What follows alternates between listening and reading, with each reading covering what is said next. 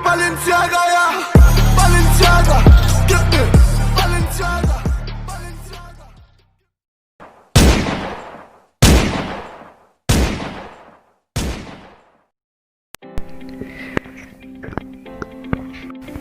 So, part 2 na nga po tayo. Dito na tayo sa branches of ballistics.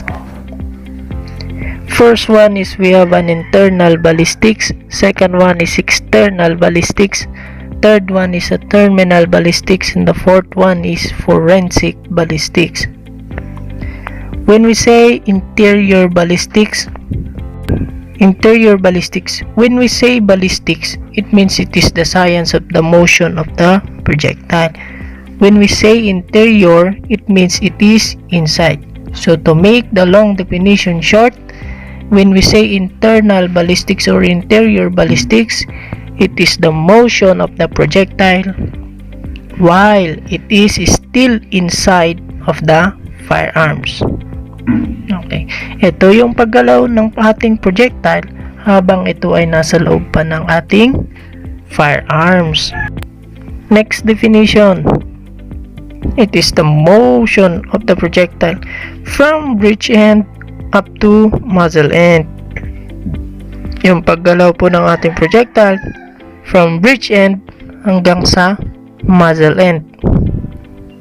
Next definition, it is the motion of the projectile before leaving the muzzle.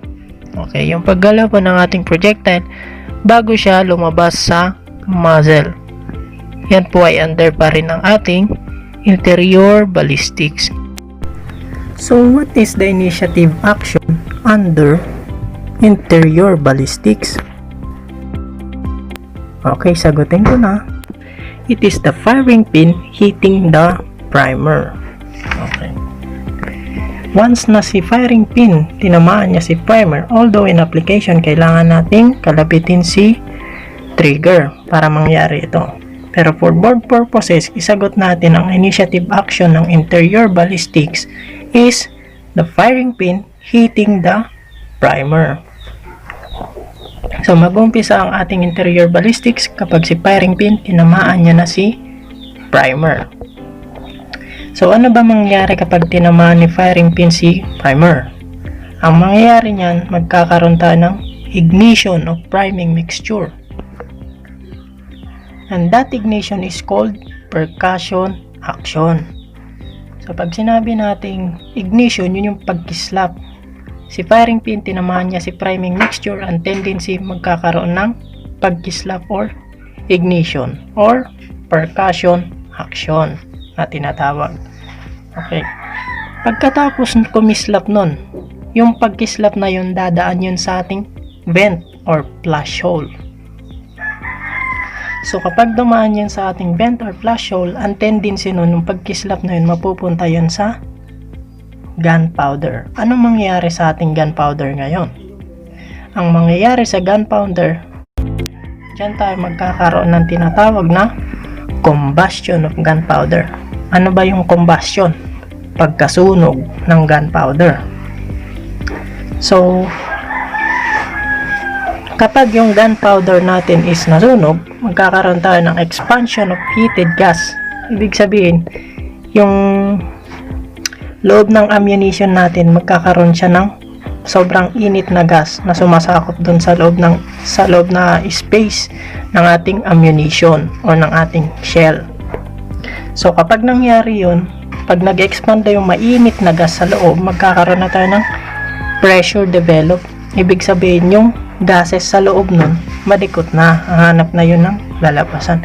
So dahil sa patuloy na pag-ikot ng pressure sa loob, sa mainit na gas at sa pressure na na-develop, ibig sabihin yung gas nagiging malikot, nahahanap na ng lalabasan yan, magkakaroon na tayo ng energy generated, lakas na nabuo.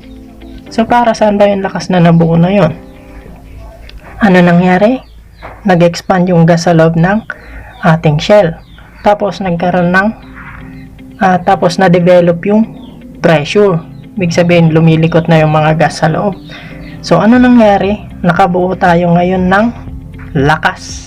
Para saan ba yung lakas na nabuo na yon? Ang lakas na nabuo na yon mula sa malilikot na gases, yun ang dahilan kung bakit tatalsik ngayon tong si projectile.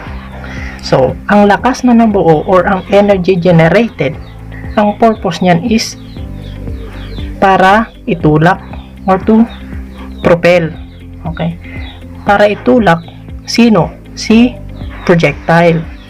Pag tinulak niya si projectile, ang tendency niyan is magkakaroon ng recoil of the gun. Okay. Ano nga ba yung recoil of the gun? Ang sabi, it is the equal and opposite reaction of the gun against the forward movement of the bullet upon explosion. So, ganito yan para madali nating maintindihan. Nung nagpa-firing pa tayo nun, nung undergrad pa tayo, sa shotgun, ang tendency nun, di ba, pag nagpaputok tayo, yung bala paabante, pero yung reaction ng baril paatras. Yun yung tinatawag nating recoil. Ang keyword lang natin dyan is it is the equal opposite reaction of the gun against the forward movement of the bullet upon explosion. So, nagpaputok tayo ng baril, yung bala umabante, yung firearms umatras. Okay.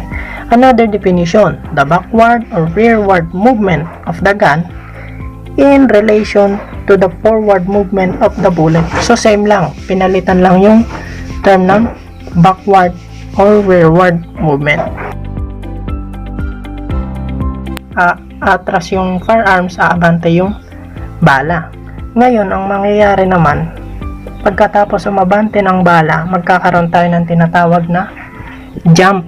Ano ba yung jump? Sabi sa definition, it is the backward and upward movement of gun before leaving the muzzle. So, ibig sabihin, bago lumabas yung bullet natin sa muzzle, magkakaroon tayo niyan ng jump and backward movement. Ibig sabihin, for example, nung nagpa-firing tayo, 45 yung gamit, mapapansin natin yung baril parang umaangat tapos umaatras habang nagpapaputok tayo. Yun yung tinatawag pala nating jump. Okay, una, magkakaroon ng recoil dahil pumutok na si ammunition natin. So, pag pumutok na yung ammunition natin, travel yung bullet, magkakaroon tayo ng backward movement. Abante si bullet, atras si firearms. Tapos dito naman sa jump, magkakaroon tayo dito ng backward and upward movement. Ibig sabihin, bago lumabas yung bala natin, yung firearms natin is aangat tapos may konting pag-atras yan. Yun yung tinatawag nating jump. So, the next one is magkakaroon na tayo ng tinatawag na velocity of the bullet inside the barrel. Okay, ang sabi sa definition, it is the relative speed of the bullet per unit of time while it is still inside of the barrel.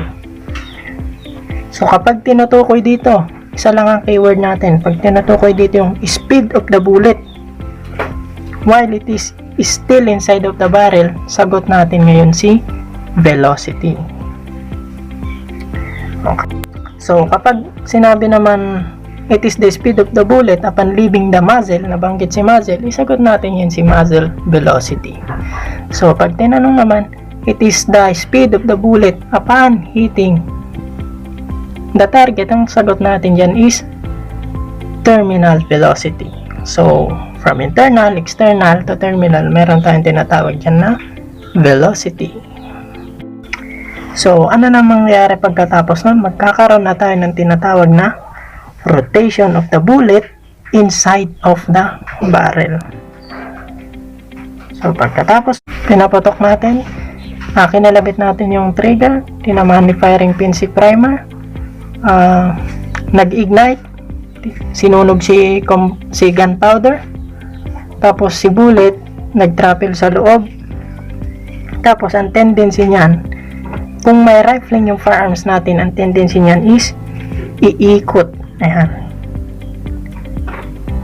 Magkakaroon tayo ng the rotation of the bullet inside the barrel. Yan. Iikot yan sa barrel. At anong mangyayari sa bala natin kapag umikot yan sa barrel?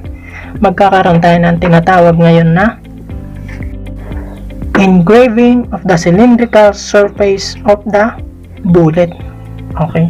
Pag sinabi nating engraving, ang ibig sabihin niyan is pag-ukit. Bakit nauukitan yan? Simple lang. Kasi si barrel natin made of solid metal. Si projectile natin made of lead. Ibig sabihin si lead mas malambot siya kaysa sa metal, solid metal na barrel natin. So that is interior ballistics to summarize.